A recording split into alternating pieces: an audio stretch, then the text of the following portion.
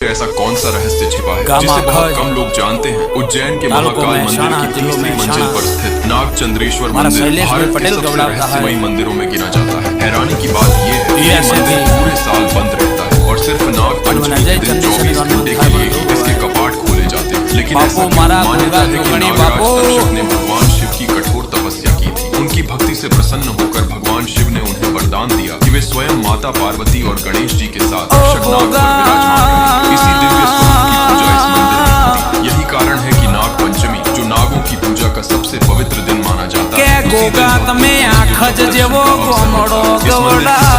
बात यह है कि यहाँ भगवान शिव की प्रतिमा नागराज तक्षक पर विराजमान है। ऐसा स्वरूप भारत के बहुत कम मंदिरों में देखने को मिलता है। कहा जाता है कि नाग पंचमी के दिन यहाँ दर्शन करने से काल सर्प दोष, नाग दोष और सर्प भय से मुक्ति की कामना की जाती है। મહેસાણા જિલ્લામાં કે શૈલેષભાઈ પટેલ અને આખજના પટેલ નો